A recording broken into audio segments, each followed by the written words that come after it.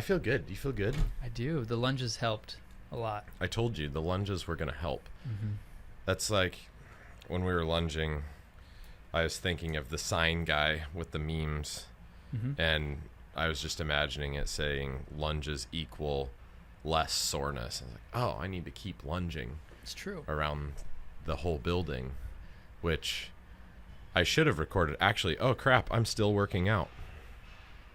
But that's okay because I didn't start it until we were mid-lunge because I wanted to see my heart rate.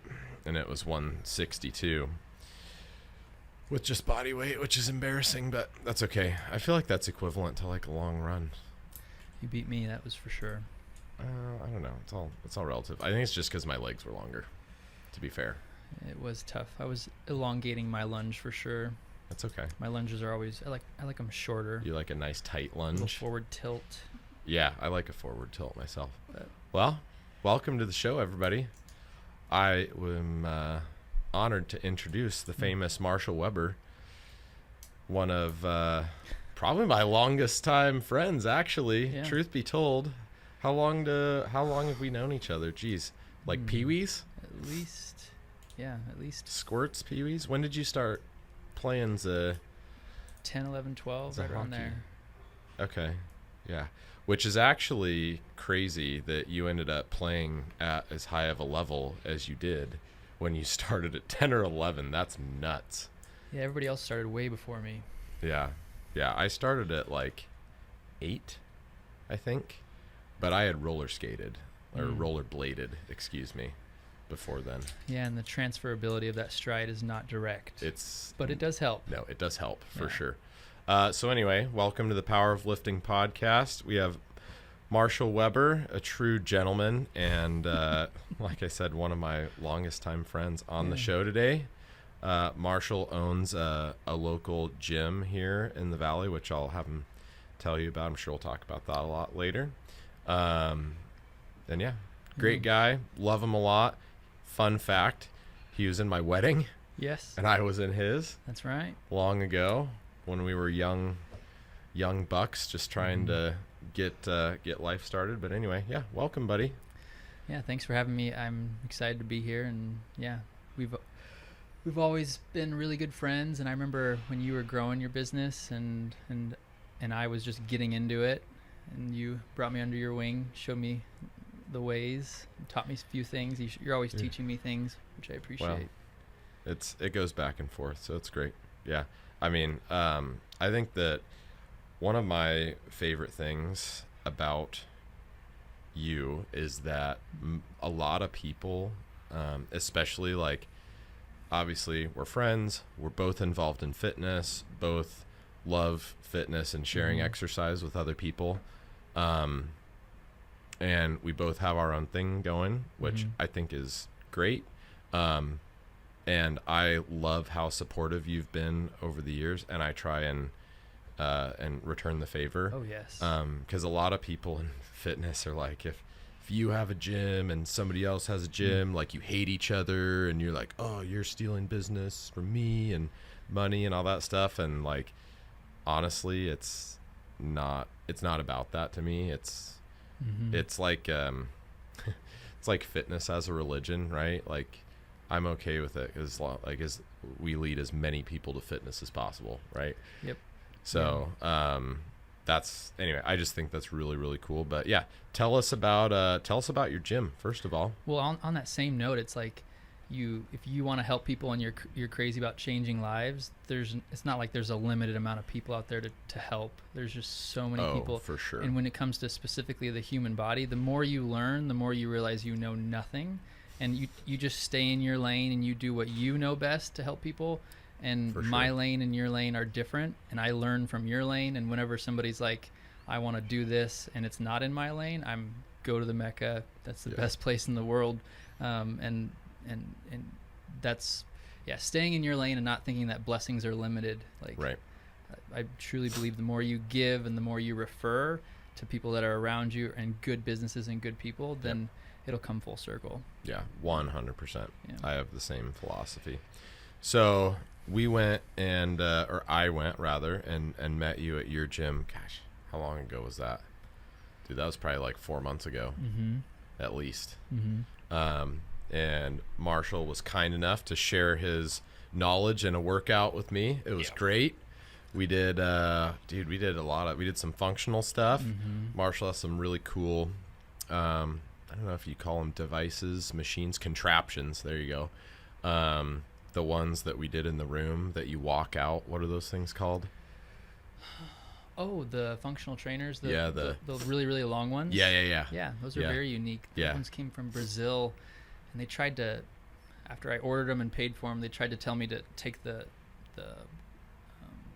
public version versus the commercial version, and had to put my foot down to get it. But yeah, that way we get that full distance for those big compound flowing movements. Yeah.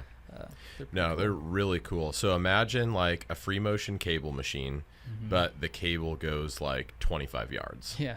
It's sweet. It's interesting. So you're like, you could do like resisted lunges. You can do like big sweeping, like stepping movements. What do you use them for most commonly?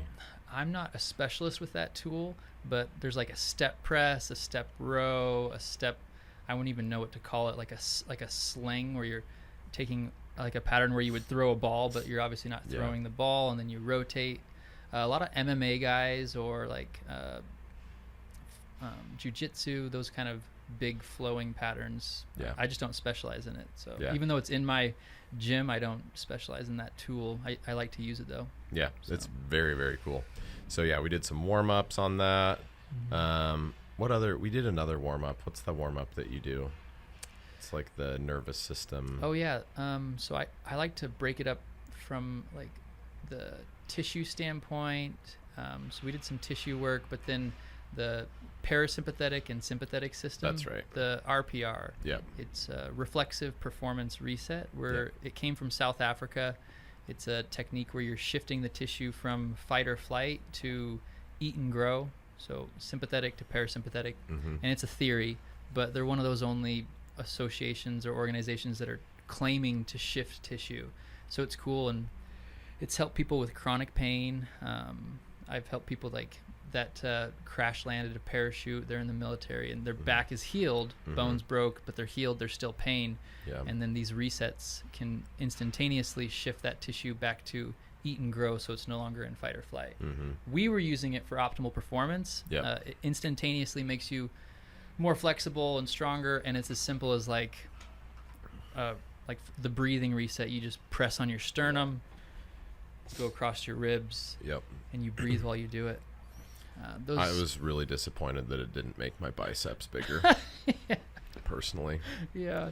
It's like, oh man, what do I have to do to grow these things? Eventually.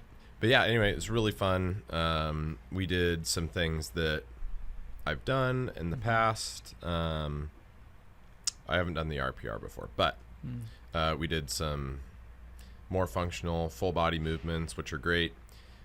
Keep that athleticism up. Did some lunges, some ball throws. We did squats. We did bench press. What else did we do? It was a fun day. We paired it with power, I think. Yeah, we did power. Exactly. Yeah. Anyway, it was fun. It was a good day. So Marshall's gym is a bit different than the Mecca, just to give you an idea. So they do partnerships, which is great, as opposed to a membership. And essentially their facility is really unique. There's not a lot of other facilities like like his out there, which is an accurate description for everything that Marshall does, because he's like an individual, and which is really, really cool. But you've got, turf, lots of racks, any kind of like ball you can imagine. You've got the peg boards. You've got, like the ski ergs, the rowers, bikes, a lot of functional stuff. A lot of things that you may see in CrossFit, even though we don't mention the C word in this building.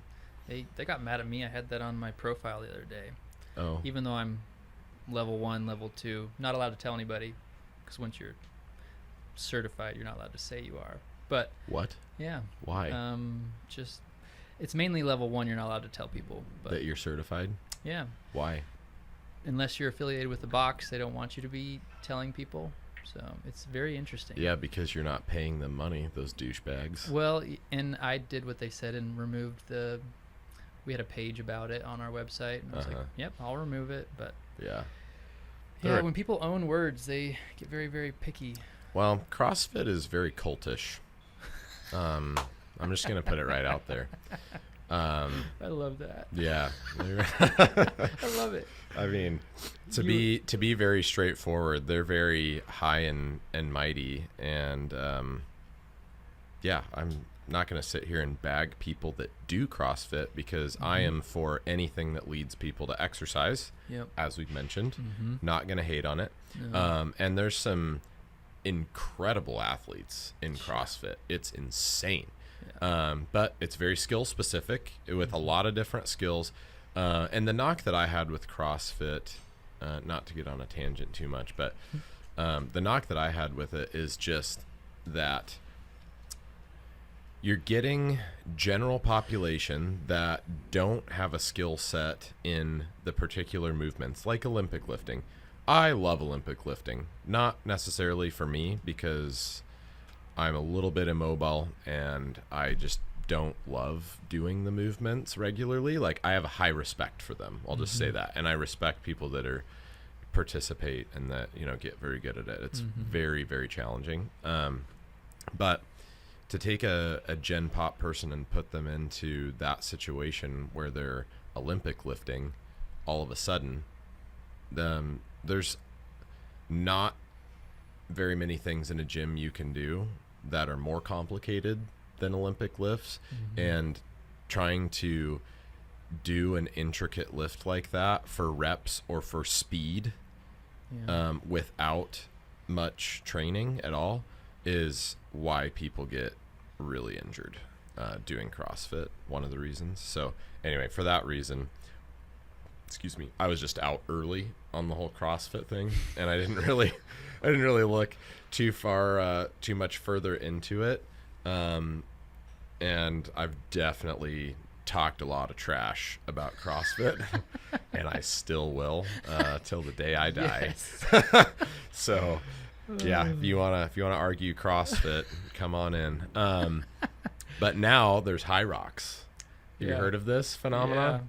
Yeah. It's the next trend. The more you mix energy systems, the less adaptation you have. Thank you. See, it's Marshall knows what he's talking about. You can get adaptation out of an organism when you stick in one groove and you're trying to change that organism. The better you are in one groove, the more it'll change. But as you change from different oxygen, like from different energy systems, different metabolic pathways. Yeah, you mix them. You might be able to throw a football in a room and make a monkey sweat, but that's not a good workout. Like, just because the monkey sweats doesn't mean it's good. That's a good analogy. We can work out and the intensity's high, but we don't switch into that, draining energy system. But right. I don't know.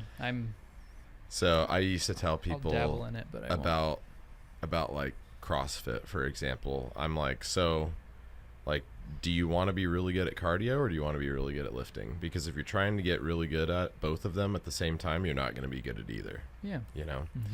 And to your point, that's totally accurate. And so training for a High Rocks or a CrossFit type thing, or for that matter, any sport that requires both strength and endurance, you have to compartmentalize the training. Yeah, right? And just like hockey. I mean, it's hockey and soccer have that 50-50 aerobic, anaerobic energy system drain. So we have that experience, but you can't get better at hockey by playing hockey.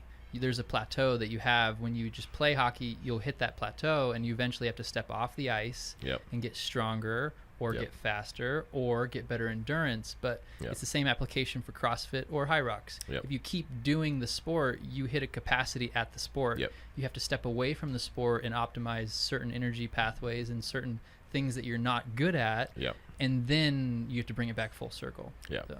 And to clarify, you do get better at hockey by playing hockey in certain ways. We're strictly talking about like the actual athleticism and movement portion of it. But once you hit that plateau, like after you and I were in going for juniors, we weren't going to get a better top speed by just skating every day. Right. Yep.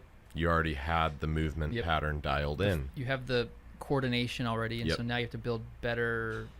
You have to build actual strength, capacity. actual speed. Yeah, that's why those, the parents that push their kids and the athletes of specificity. It's like, I want a better baseball player, and he's playing baseball 6 days a week. It's like, well, have him stop playing baseball, and then he'll probably get better at baseball by lifting weights or playing soccer or whatever. I don't know.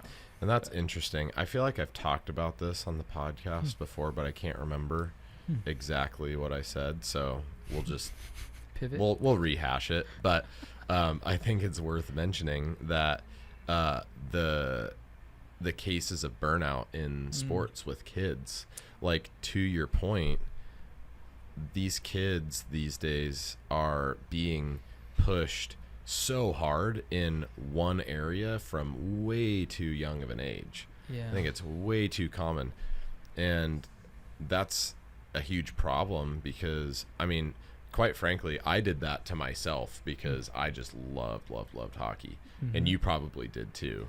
There were certain aspects, where we made a choice.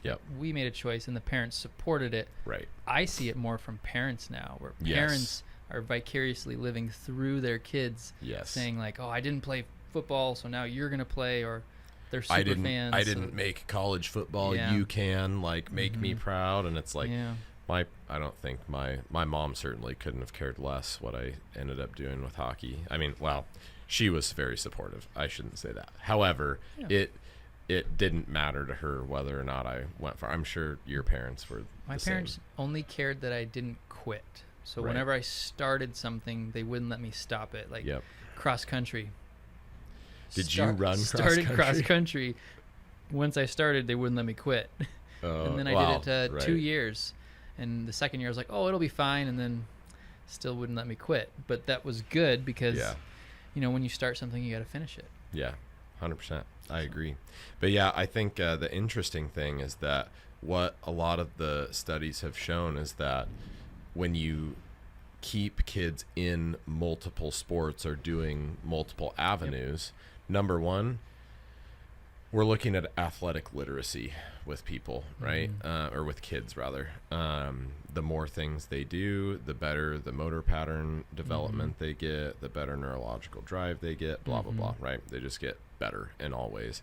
But also, if you're doing other things, it doesn't feel like you're just doing this one thing all the time, so they don't get as much burnout. So you can still play soccer 4, 5, 6, 7 days a week, as long as you are also doing something else at the same time, right? And to mitigate burnout. You probably learned more about it than I did because your education is superior in this like psychology, like the psychology of sport. So when the young athlete is engaged in sport, they are there to have fun. And as soon as the young athlete is not having fun, then it's this burnout, and then they get hurt, and then so it's parents forget that up until like even as far as like 16 years old, they're still there just to have fun. 100%. They don't care if they win or lose. They don't care if they're on the travel team or not. But it's interesting. That's why you brainwash your kids, quite frankly, into thinking that if they lose, then they're losers. That's what we do with our kids. No, I'm just kidding. Certain sports you should. I mean, absolutely. If it's a team sport, you have no control over winning or losing. But if it's an individual sport like jiu-jitsu or golf or tennis or whatever, that's an individual thing, you can demand, high performance or winning. But team sports, there's no control. Yeah, for sure. No, I think I think that's a very good point. It should be fun focused. I mean, always, right? Like in general, like when you stop having fun. My point with the brainwashing thing was, is I don't think it's the worst idea to brainwash your kids. Now, I use the term brainwashing. It's more mild manipulation into getting your kids to think that certain things are fun and expected. Like hard things are fun. Yeah. Right? And teaching your kids like, hey, the harder something is, the more rewarding it is later. And that's not brainwashing. That's just explaining to them the way that the human mind works. A good mindset. Yes. You're teaching them how to create a emotional reaction to Yep. working hard, and that is the reward. Yeah, Like, exactly. yeah, that's what I love, and that's what is hard for people to grasp, is that the effort that you put in is how you can choose it, whether you won or lost. Like, whether you win or lose and that's what makes it or breaks it for a lot of people. I think with everything, even sports. So tell us a little bit more about you. You grew up here, went to Capitol High School. Of course, I already know all this stuff, but so I think I'm like third or fourth generation Idahoan. Grew up here. Boise's the best. Left my junior year in high school to play hockey in Texas, and that was fun. Went to Canada, played hockey, went back down to Texas, and Eric and I tried out together at one of the camps. In the old equestrian center that they put an ice rink in. I just tell people that. I'm like, I went to Texas once and did a camp with the El Paso Rhinos junior team that Marshall played for, and their ice rink was in an old equestrian center. It's pretty sweet. And Eric had the choice. He could have continued playing at a high level, but he chose to pursue this career, which I think was a great choice. I stuck it out 1 or 2 more years and just banged my head a bunch, so there was no benefit there. When did you stop? How old were you? 20 years old, I think. Were you 20? Because we went down there when I was not 18 yet when we went down there. Because I came back here and played for the junior team their first year. Oh, so, that's right. Yeah. So I think it was either 19 or 20, and then as soon as I stopped playing hockey. Did you play there that year we went to that tryout? No, I think I ended up leaving that year and going to Canada. Oh. That was the year that, like I mentioned, my parents never let me quit. That was one year where I actually went to Canada and played hockey, and the team promised me a bunch of things and a bunch of things to get me to go there, and then once I got there, it was a bait and switch. Even though in their hands they did things wrong, because I went back down to Texas that half of that year, it was not beneficial for me. I should have just stuck it out in Canada, even though they didn't fulfill their promises. It was the only time where I basically quit the team because what league was that team in? It's called the Jungle in Canada. If they ask like which junior, it was the Jungle, the KI, the Kootenai International Junior Hockey League. It's called the Jungle because it was just a brawling root and holler, and our rink was tiny, so people had no time to think when they got the puck, and we would just smash them. That's brutal. And that was my specialty. So that's why you are the way you are. So how many concussions did you get? When I was in Texas and I got a severe one, the neurologist told me that there would be no benefit to count how many I had, and at that point I'd only had 2 or 3 serious ones, and those serious ones caused reactions that were like loss of vision or loss of friends' names or street names. So they were just random, never lost consciousness or not able to move or walk. Like, I was able to fake it and make it, but later on in life, that's not cool. No. And so CTE is not fun. And so when I went and saw the neurologist, he mentioned any kind of blackout scenario or where you lose vision, that's considered a concussion. So those minor concussions I never counted. And then my last season here, just had to change my game and try not to get in a fight or smash bang my people. Head. Yeah, and so I was successful my last season and changed my game, and then it was no longer fun to not smash people. So yeah, it's really funny. And I always tell people, like, my wife knows you pretty well, and she's like, Marshall is like nothing like the stories that you told me. And I'm like, well, yeah, because he grew up, but also like it's not like you lead with, hey, I'm Marshall. I'm one of the most energetic, crazy psychopaths you've ever met. Yeah, hockey was a blessing to me to be able to yeah. learn how to control my emotions and express my emotions. Otherwise, I would be in jail or be, dead or whatever. Yeah, who knows? Like literally, it was a blessing to know, like, I can go there and fight people, and it's not only is it not frowned upon, but it's like encouraged. And, and like smashing into each other, like that's just what you do. And so it's a great channel. If your kids got anger, let them play hockey. Yeah, get them into it.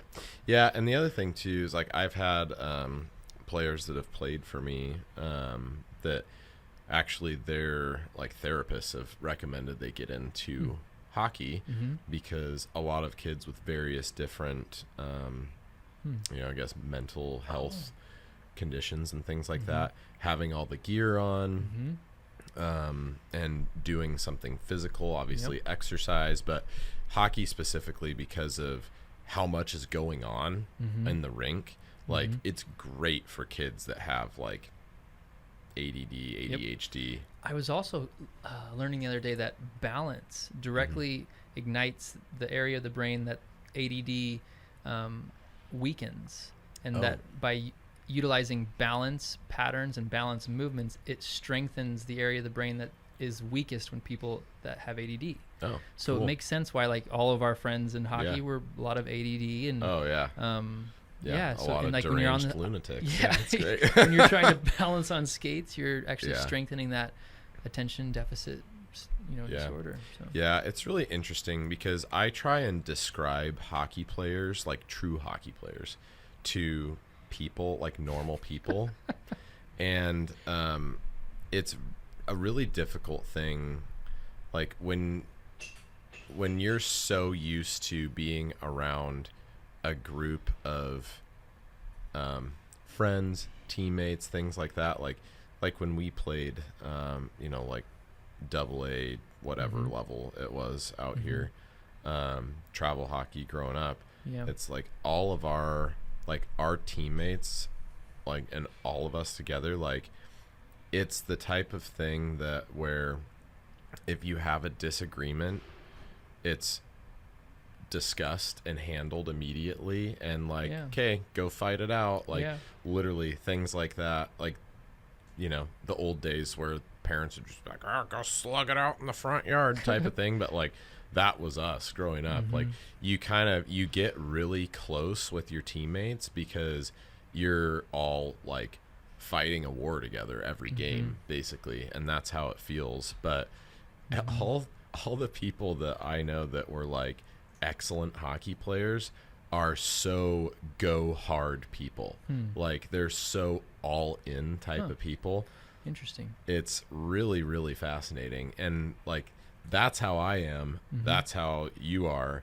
And it's funny, I was at a camp coaching, and one of the coaches that was leading the camp was demonstrating something with one of the college players that was there helping, and neither of them had pads on. And they were demonstrating a tag drill just around a bumper, like a race drill. And they're like, okay, ready, set, go. And they legit tried like as hard as they could. Like they were tagging, they were playing the game, and like they both ended up wiping out with no pads on. And I had this like aha moment, this realization. I'm like, oh, this is why I am the way that I am. It's like, oh, there are more people like me that are like retarded. Perfect. Yeah. In a good way. In a good way. Yeah. Like I definitely don't say that as a derogatory thing at all, because like it seriously, like I've felt like for the longest time, I felt like I'm like, dude, I have something wrong with me. Like if there's ever a competition or anything like that, I'm like ultra competitive, or like, you know what I mean? And that's how you are too. Like, so we worked out before this podcast today, and we did leg day, and I mean, most other people doing what we did today would have like tapped out like pretty soon. Marshall's like, just keep going with the flow, man. I just try my best.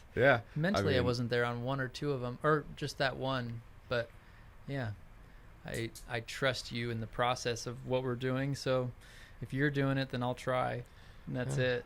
I do agree. Most people are very, very competitive. Yeah. And that never drove me specifically.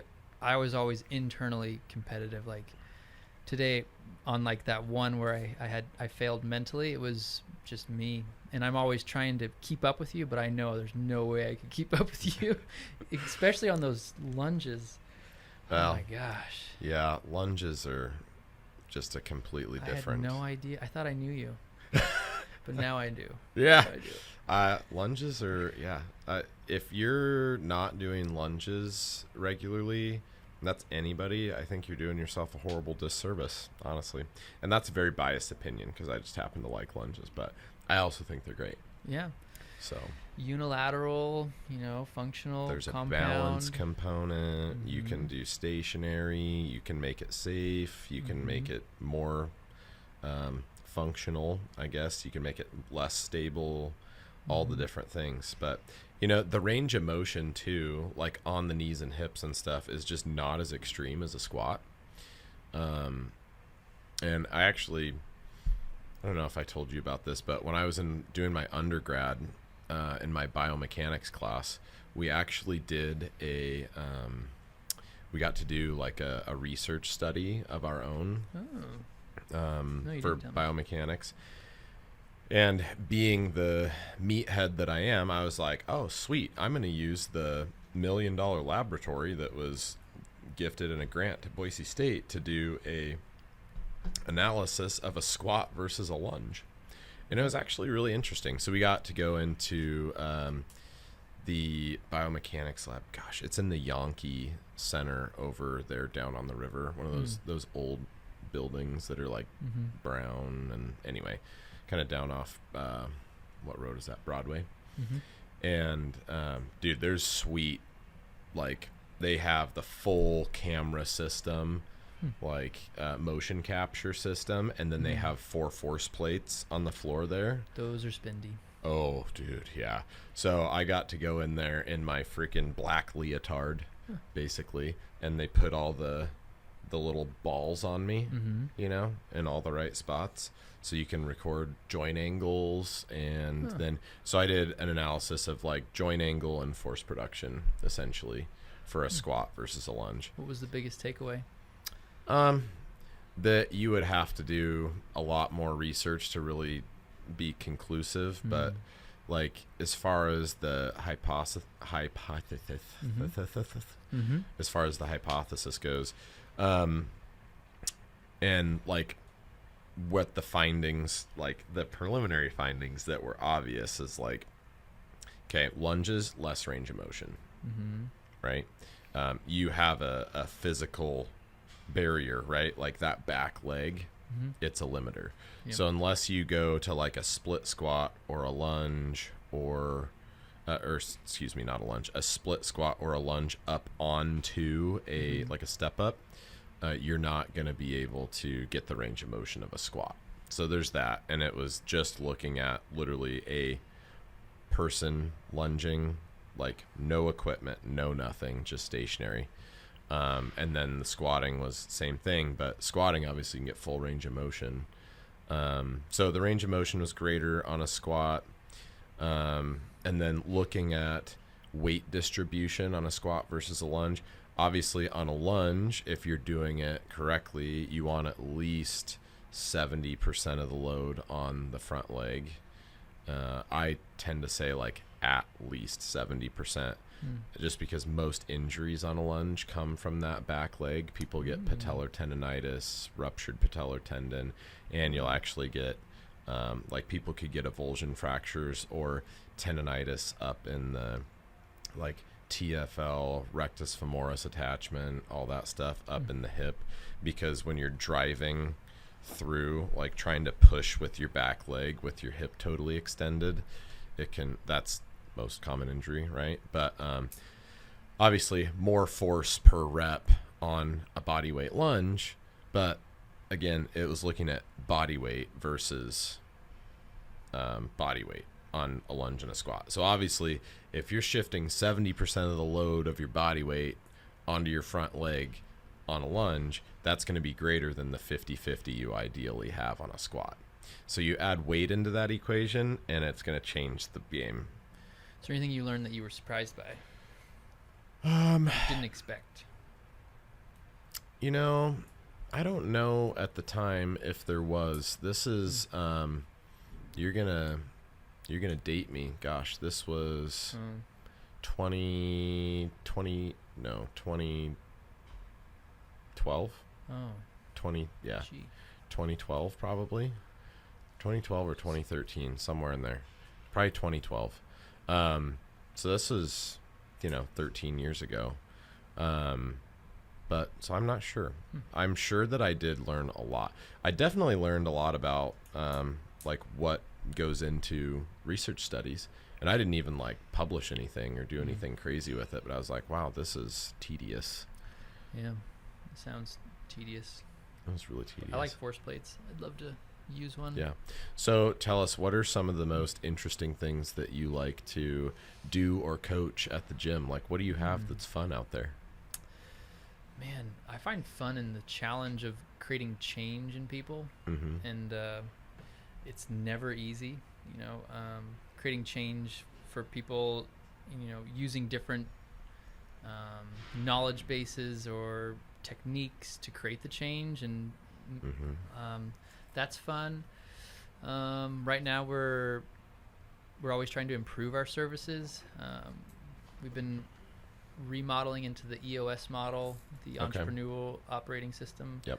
And we're in our second quarter of that right now, and it's been really good. Nice.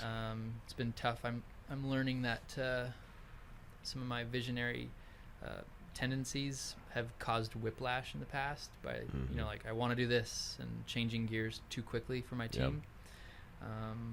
So that's been fun, is getting the EOS rolling, and then just in the next month or two we're growing into a team-owned business. So there's teammates that are going to become owners with me in the business. So that's cool. Taken me like 3-4 years to do. I thought I was like gung-ho just going to do it right away, and it took forever. And then there were a handful of teammates that left, and I was glad they left because they potentially would have been bad owners. Right. And now it's perfect scenario. So yeah. Good. So what's been the biggest challenge for you in starting a business and running a gym specifically? Man. Or just some of the more obvious things to you. The biggest challenge for me starting a business is learning when to not ask for people's opinion, or learning when to tell people what to do versus letting them learn on their own and make their own decisions. I like to get people's input, and I like to get involvement from my team. And that has a double-edged sword to it, where you get so much input from somebody or people you care about, but you don't take action with their input, then they feel like that you're not being a good steward of their input. So now, and even when Jay was an owner with me, I loved having a dynamic where I could lean on him and he could lean on me. But when I was, I've been my own owner now for 6 or 7 years now, but that's the dichotomy that I battle is, how much input can I get and make it tangible from the input? And then I struggle with making, I really like to control and organize and give procedures and structure, and I'm learning how to dummy that down into something that's simple and easy and followable for everybody. So those are the struggles.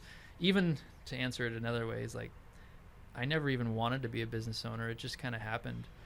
Like, people are like, why'd you start the gym? And I'm just like, well, I don't know. It just happened. I used my nickname as a business name and started training a hockey team and a hockey player. And so background time, talked about Marshall playing juniors in El Paso.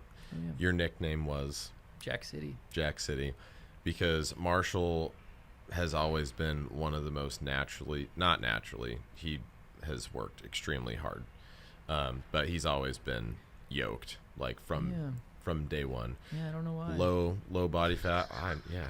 I know why, because you were militant about things at an early age.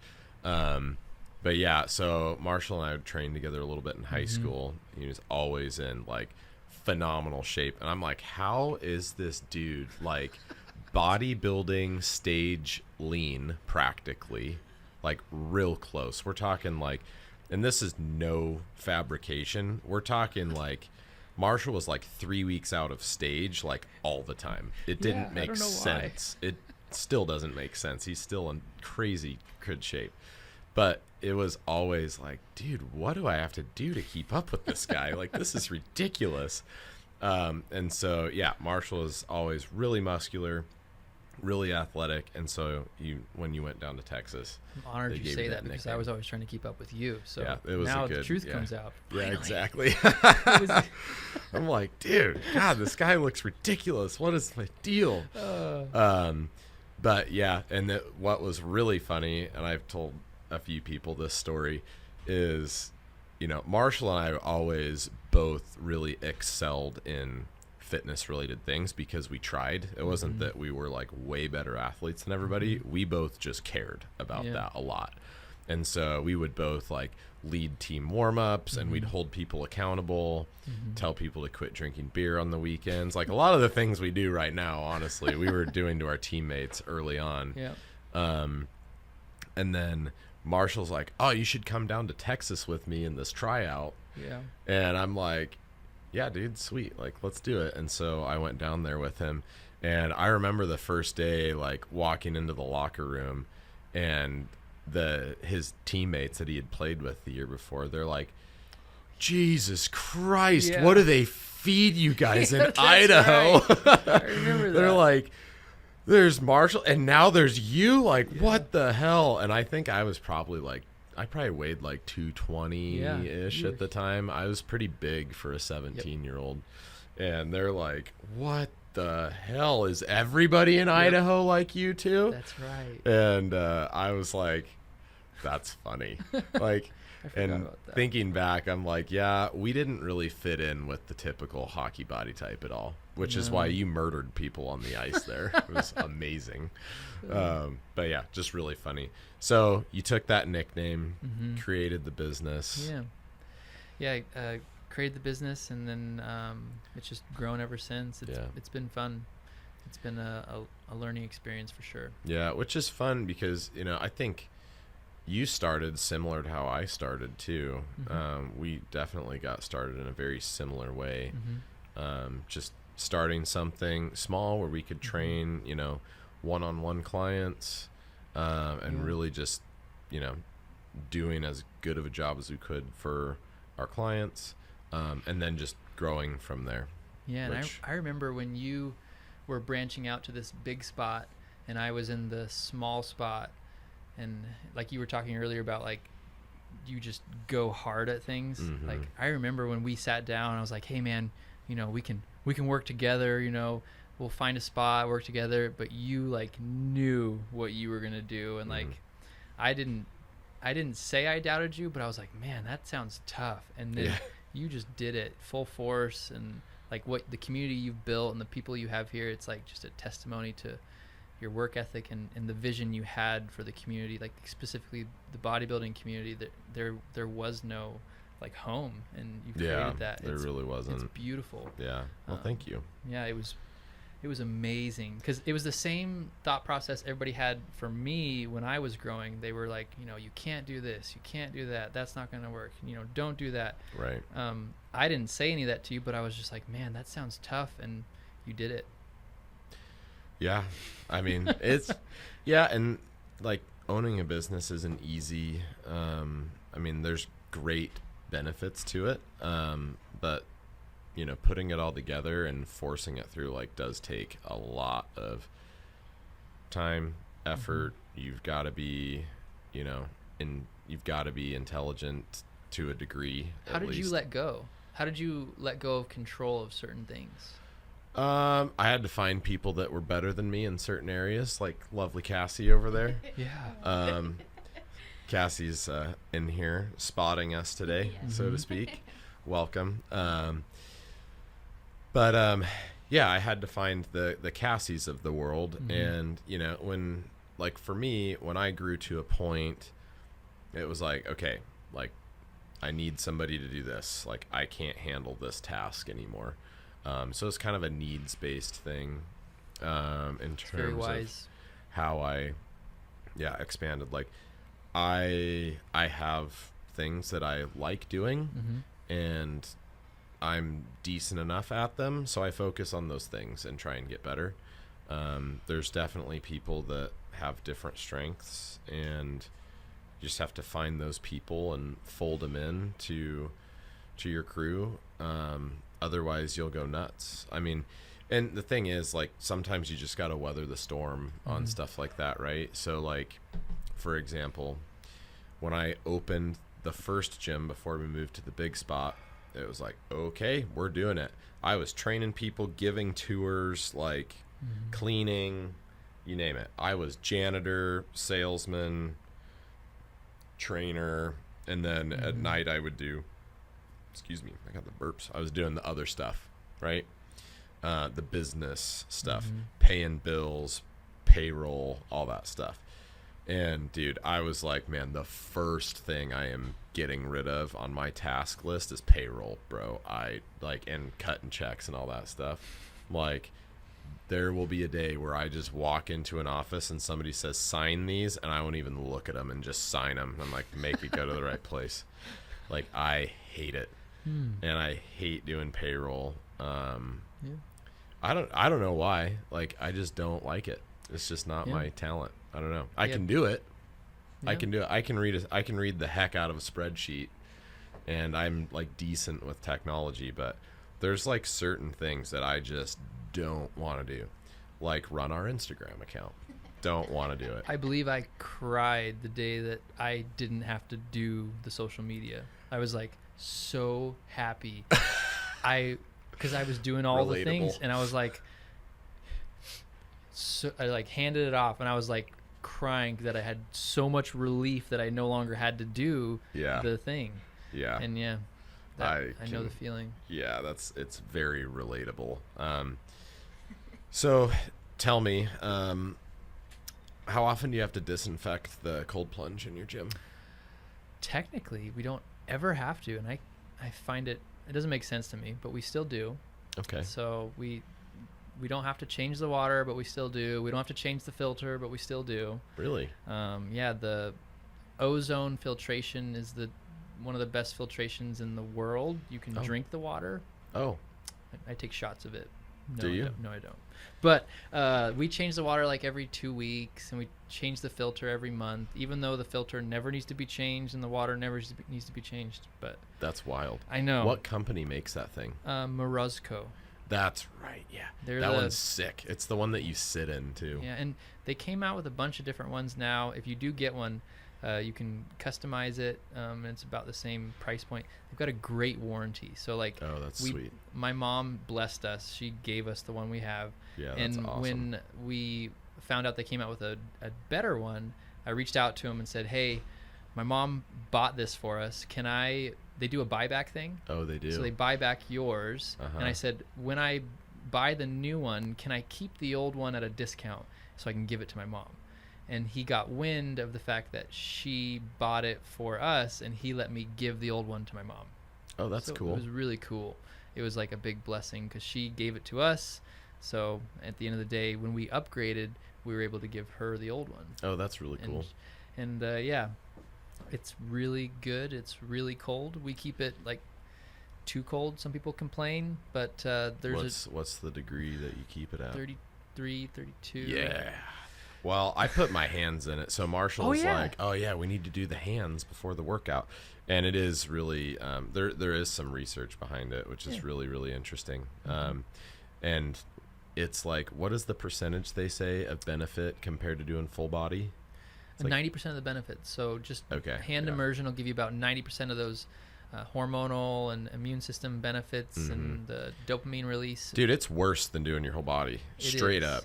It like is. I say that and I tell people this all the time and they're like, yeah, right, like just sticking your hand in the cold water. And I'm like, 100%. I did it with Marshall.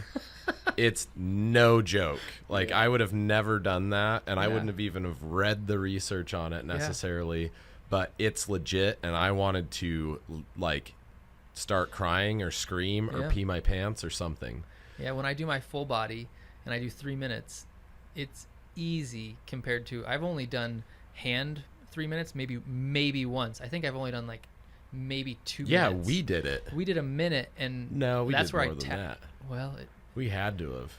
Maybe we did, but the first minute's the worst though. It's brutal. Yeah, and it's because you're I think it's because you're isolating it to one area. Yeah. But when you do your total body immersion, it's overwhelming. It's overwhelming everywhere.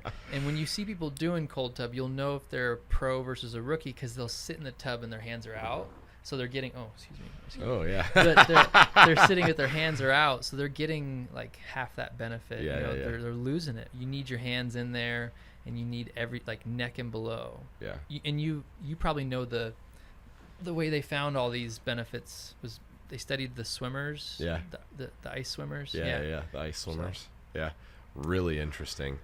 I actually really like the cold plunge. It's just I don't have an ultra convenient way to do it frequently, so I should just come by your place. But for in the winter, I have a trough that I would set up, and it would just freeze over, and that was the best when it was like 20 degrees outside. Yeah. Go out there with the hammer. Actually, that's a lie. I would just take my barbecue scraper because it's out by my barbecue, and and then. Yeah, hop in, have a beanie on, get in the cold plunge with your beanie on. You have to psych yourself up before you go in. Yeah, I did mine this morning. It's Monday through Thursday for me. Oh, there you go. And I get that. You get your 12 minutes. Yeah. Yeah. Gosh, smart. You got to do it in the morning before you train, and it wakes you up. Yeah, I've been deciding whether I want to lie about it though because it doesn't get easier. No. I'm thinking. I keep telling myself maybe I'll lie and tell people like it gets easier the more you do it, but it doesn't. No. Every single morning when I wake up, I'm like, how many different ways can I make an excuse to not get in the tub? Legitimately. And before I go to sleep, I'm like, oh no, I'm gonna wake up and then I've got to get in the tub. Yeah. I don't know. Yeah. Yep. My whole argument with myself in ice baths is. How much time am I going to need to give myself to complete that task before? Does that make sense? Yeah.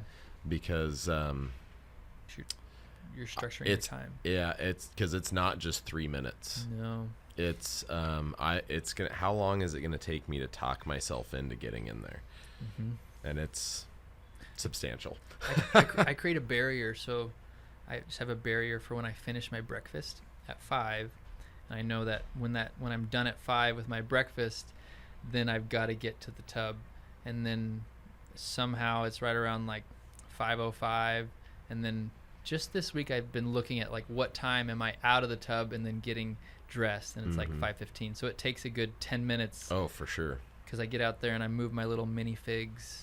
I've put little Lego minifigs that they're battling each other each week. So there's something that I'm changing each time I get in the tub, and my kids pick out the minifigs and they battle, and that helps me have like a purpose when I don't know. So as far as you bring up the kids, obviously you're married, well maybe not obviously in this day and age, but married. Yes. 3 kids. Yep. A relatively fresh one. So what's the advice that you would give to people to keep their fitness levels on track while they're dealing with all of these different life commitments?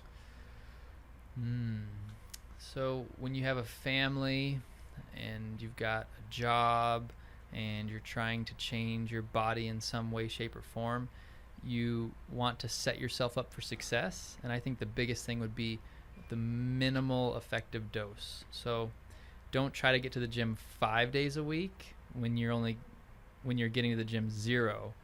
Like set your goal as, I want to get to the gym once a week, or I want to do the cold tub once a week, and then build that snowball up into a good healthy habit. It's kind of this stress thing where if you build negative stress around what change you want to make, you don't make the change, and then it makes more stress than if you had not even thought about making the change. So my big advice would be to make your changes minimal and make them easy, and then build upon them. Awesome. Yeah, that's great advice. So what's your current routine look like typically for exercise? Monday and Wednesday I lead a small group. I don't like working out with people, but if I invite people to my workout, then I can't skip it. So so I invite people to my workout. I put them first, and that allows me to keep my minimal effective dose. If I lean on my own workout and I'm like, I'm going to work out Monday and Wednesday, but there's nobody else there, I'll find like, I need to do emails or payroll or whatever, you know. So Monday, Wednesday is my routine. I'm in a season right now where we're getting ready for a kettlebell cert, and so my team is working out on Tuesday together. So cool. I'm working out more than normal. I'm pretty minimal with my workouts, just based on the season. Like having a newborn at home, when my nutrition's not on point, and if sleep's not 100% and water's not 100%, then I don't induce my body or the organism with trying to create change. But as the newborn gets older and as food timing is better, I would induce more exercise. But it's all based on what season you're in. And my season it's good, but twice a week is my cap right now. No, I think that's a really good lesson for people to learn. Is like, you don't have to be like, 5 hours a day to stay in really good shape, right? Sometimes it takes more than twice a week to get in really good shape, for sure. However, once you're there, maintaining that at times is like an essential thing to learn, right? And even from when we were kids, like growing up, I was overtraining constantly. All the time. Just too much, and that took a year or two to recover from. It was so fun though. It was. It's worth it. And so like going through seasons where you need to learn what's working for you and what's not, and everybody's different. So well, don't you wish you had yourself when you were 15 years old? Yeah, I wish I would have just ate more. Then I could have recovered from all of this. My excuse was like, sure. I'm not getting bigger, but I just wasn't eating enough. Yeah. So. No, that's hard. I think a lot of kids need to learn that lesson. So give us some key things that you utilize in your daily life to keep yourself on track. Like, what are your thoughts? What are some of the things you think like throughout your day that help keep you on track? Interesting. These are good questions. Did my publicist approve these ones? Yeah, okay. Absolutely. So throughout the day, I really try to, like when there's tough questions like this one, I just try to pause and breathe, because I think the way you breathe has a big proponent of like how you react and what you say. So you mentioned earlier like ADD and just, reacting. So for me, throughout my day and my role, I have to focus on being like present in the moment, making sure that whenever I see a partner at the gym or I see somebody, I'm acknowledging them, saying hi, never making them feel like my time's more important than theirs. And that's, it sounds silly, but to make sure that everybody knows that I care about them more than myself, that's kind of like a goal. Put them before me. No, that's great. Yeah. I really like that. I don't know if that answered your question. No, you did. No, okay. That's good. No, I like that. When it comes to staying on track with like a nutritional protocol or I guess exercise, like if you really don't want to get a workout in, what's your thought process there? So if I don't want to get a workout in, and what am I doing with my nutrition if I don't want to? Yeah, if you're like, because backstory, fun fact, we used to try and get Marshall to eat cheese because has a somewhat of a reaction to cheese, and that it makes his ADD way worse. Yeah. And so we wanted to fund Marshall, so we try and get him to eat cheese. Yeah, that's true. And cheese is so good, so it's such a hard thing to avoid. But yeah. So I guess because there's a lot of people listening that might like struggle to like stay on track. Like they have a lot of temptations, right? Like people like, they like have friends that like want to go out to eat or party, like go have drinks and stuff like that. Like what's kind of some of the things that you do just to maintain those types of healthy habits? Oh yeah. So how am I motivating myself to make the right choices? Yes. Oh yes. That is the bread and butter of why you're successful with your change and I'm successful with mine. Yeah. I have to look at every scenario that I'm ingesting this drink or my protein shake or my breakfast and look at it like that is the fuel that makes me who I am and what I want to become. Yeah. And if you think that you can skip a meal or not drink water and get any of the results in the gym, then you're just blowing smoke and you're just wasting your time. That's fair. It's like I said it earlier and you laughed at me, but like the worse something tastes, then the better it is for you. Or like that's the mindset that I've always had is like if I don't like something, it doesn't matter. I'm eating it because of what nutrients it has. Yeah. I'm not eating it because of how glorious it tastes. Right. The glory is in getting to the goals you have or achieving the success you want. The glory is not in the immediate dopamine hit you get from eating ketchup. And like pairing things. So I'll do negative or positive reinforcement. So even with myself and like a snack or a treat or whatever, I'll pair things with negative or positive reinforcement. And I'll involve other people because then I'm not the one holding myself accountable. Right. Yeah.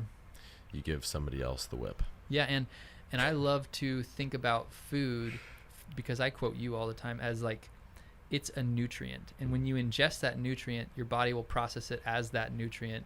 There's byproducts that are good and bad around the nutrient, but the nutrient in itself is a carb. Whether that carb came from, and I hope I'm right, McDonald's or a cupcake or a complex carb, like it's still a carb and you want to use that carb. So people make this negative assumption where, oh, well, I skipped lunch. It's like, well, you should have just at least had a cupcake rather than skip lunch because we want to use your metabolic, like your metabolism. So no, I think in the things that you do intake, like, so in my mind, the way that I think about like food choice in particular, right? You've talked about meal timing.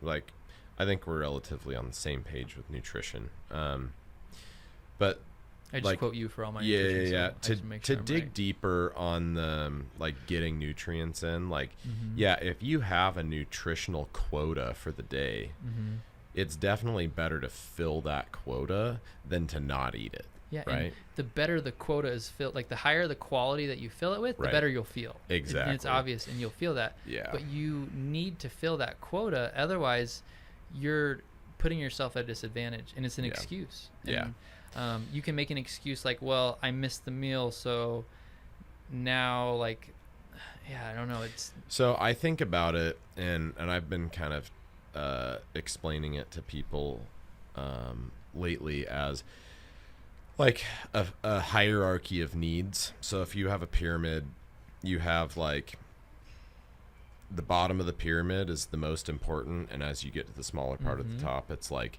icing on the cake, right? No pun intended. But the base of the pyramid would be, like in this example, it would be energy balance, right? You have to get your calories in, right? Whether that be in a deficit calories or in a surplus calories.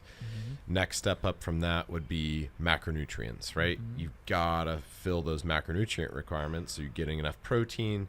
If you're on a particular ratio of carbohydrates, like your energy requirement is met. And then you dig deeper and you go into the composition of those micronutrients. So when people are thinking about it, I'm like, think about it like this. Most important, get your calories in. Yep. Second most important, get your macronutrients in. Third most important, get the right macronutrients in, meaning, okay, so you talk about cupcakes versus like blueberries, right? Yeah. You're comparing glucose versus fructose. You know, there's a difference in the way that the body processes and digests different carbs, different fats, things like that, right? So you're basically, each step up you take, you're getting more detailed and more detailed and more detailed. And then, so beyond like what the actual makeup of the carbohydrate of the food is, then you have also like vitamins and minerals associated with that food as well, right? And so you've got to like or step pesticides by step. and glyphosate. And glyphosate. Cancer. Yeah. Right. So, yeah. And then exactly what else is in potentially in that food, like red dyes or like whatever. And everybody's like, oh, red dyes, it's not bad. Like the thing that really irritates me is a lot of people, sorry, that's just a tangent this all the time. But the scientific community that's like, oh, well, research hasn't shown that these dyes are bad and blah, blah, blah. And I'm like, okay, well, has there been any good studies, long-term longitudinal studies on it? No. Okay, perfect. Let's avoid that because we can, right? Yeah. Like it's not necessary to eat it. So if there is a small chance, like why consume the red dye? Yeah. Why? I mean, I eat a box of hot tamales, instantly feel it in my head. You know, my ADD instantly. Like, so there's your sign. Like it's doing something to the brain and to the body. And, and the correlation to people with ADD, ADHD, and food coloring is tremendous. Oh yeah. And so maybe general pop doesn't feel that when they have food coloring, but you wonder why we have so much ADD and why we have so much ADD. Well, a lot of people are completely numb to the side effects. That's true. They just don't know that it's happening. Yes, they don't know it's happening because it's always. Anyway, so I don't like when people jump to conclusions saying, oh, that's not bad. And there's a few people that I follow on Instagram that say stuff like that were like, they're trying to get aroused. They're also like, yeah, don't be a vaccine denier. And then you look at all the legitimate data about how many issues that like specific vaccines have caused, and you're like, it makes you wonder. So yeah, anyway. You look at vaccines and you look at the percent chance that you'll get it, whatever you're being vaccinated for. That chance is so minimal, and then it's like if you do get it, we can now treat it. So it's like all of these things they want us to vaccinate kids for. It's minimal chance that they'll ever get it, and then if they do, there's a treatment, treatable. So it's like what are we doing? We're just putting, things that are causing like lack of coordination and I specifically have a client who, as soon as he in college got his college vaccines, whatever, 20 years ago, I guess maybe 30 years ago, he got diabetes. Like there's so many common reactions to those vaccinations, that we think are just going too deep down the rabbit hole. Anyway, no, it's a problem. That's why it always comes up, because it is a common problem. But anyway, back on to selecting the right foods. Step 1, fulfill your calorie requirement. Step 2, fill your macro requirement. Step 3, get the right types of macros. Step 4, get the micronutrients. Step 5, avoid the things that you should avoid. That's kind of the way that I think about my food consumption. Smart. And with clients and things like that. It's like, hey, just start where you can start, right? I'm gonna write all that down. Like if you can't, hey, this will be online, right? Start where you can start. So I wanted to ask you a few fun questions before we get it wrapped up. Is there anything else that you wanted to tell the people? Dude, I have the craziest story that cannot be mentioned on camera. I have so many good Marshall stories. Oh my gosh. But go to Denny's or... There was a time that we were different people and we were irresponsible. I'll tell you a very harmless, fun one. Marshall used to, as he was driving down the road, because he was like the first one out of our friend group to get his driver's license. Yeah, he used to drive down the road, and he'd roll his window down, and if there was somebody biking on the side of the road, he'd yell, "Lance, Lance, Lance," and cheer him on as they were riding, and everybody would always be like, "Ugh," and scare the heck out of him. Yeah. There was a lot of stuff like that. Marshall's the first one to damage my hearing. With this sound system. Oh yeah, that's right. In the little blue truck. I saved every penny from my grade money. So from grade school, junior high to high school, all money I earned for my grades. I didn't get great grades, but on my sound system. Yeah. It was a great investment. No, it was fun. It was fun. So Marshall, tell us this. Well, I always like to ask people 3 questions that involve books, movies, and music. Give us a couple of must-read books. First, we'll go with that one first. I think a big one that would correlate with the philosophy Eric had, that he spoke highly of me and then my business and how I speak highly of his business, is The Go-Giver. It's a short and sweet one. It gives you the perspective of how there's not a limited amount of blessings out in the world. There's a tremendous amount, and that the more you give, the more you get. And The Go-Giver is a great one. It's a short read. You can finish it in a day. Go-Giver. And then Master Key to Riches is pretty cool. That book gives you a perspective on what real riches are. It doesn't go biblical, or it doesn't explain what you would think of as normal riches. And so those 2, and then the last one would be 15 Invaluable Laws of Growth by John Maxwell. I really like that one. Yeah. And I've been reading more. I've been practicing my reading. So, there you go. Good, dude. That's why I asked this question, because I started reading a few years ago, and I'm like, dude, I need book recommendations. So this is selfish. I take notes on these all the time. The average amount of intelligence that's passed on from a book is 2 to 3 years of someone's life. So when you read a book, it's a stat. You're just gobbling up 2 to 3 years of somebody's life. That's fantastic. Yeah. Top favorite movie of all time? Spaceballs. Oh my god. Jesus. That's it. It's not professional. It's not. That's not surprising, actually. I love that movie. I can't wait till I get to watch it with my kids. Oh, dude, I know. There's so many that I'm like, dude, when you're old enough to watch this, and they're probably not even going to think they're funny at the time, too. I know. Think about when you can watch Super Troopers with your kid. Littering and you're like, oh, man, they might not even think it's funny. I think it's really funny. Dude, I remember I watched Old School with my dad when I was probably 18, the movie Old School. Yep. And he's like, you shouldn't be watching this. I'm like, I'm 18. I've seen worse. And he's come on, meow. Yeah. Come on, meow, Bill. Yeah. Come on, meow. So anyway, that's gonna be fun. It's gonna be fun. You're gonna watch some Spaceballs. Okay, so last pop culture-esque question here. What's your gym playlist look like? Oh,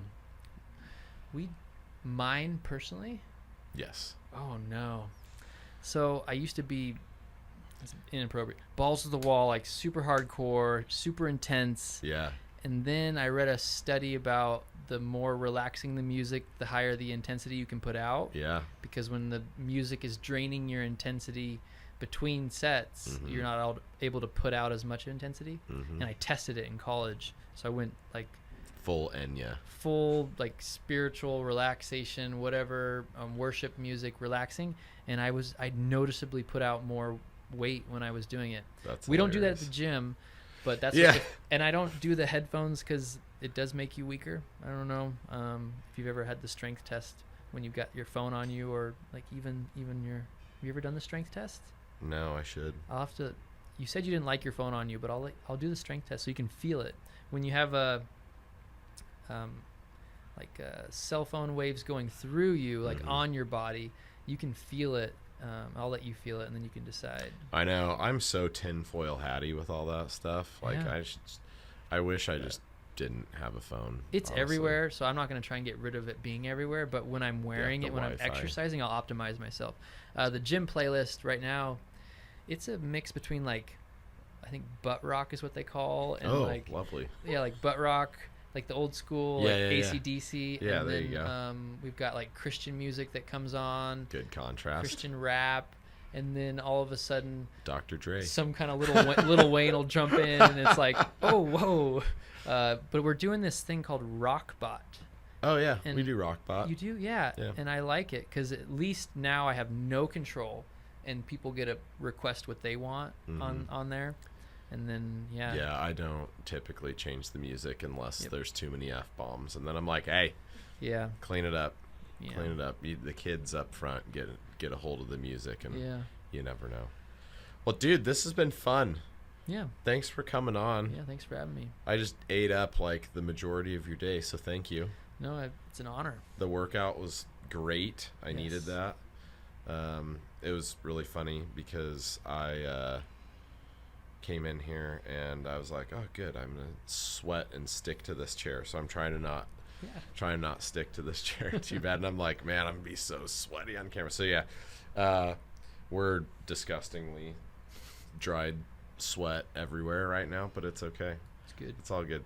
You just get used to it over time. Just sit in it. But yeah, thank you so much. Thanks for being an awesome dude. Please come back. We'll have you anytime. Oh man. And get you back on if you want to talk about anything at all, Talk about my specific feelings. Topic.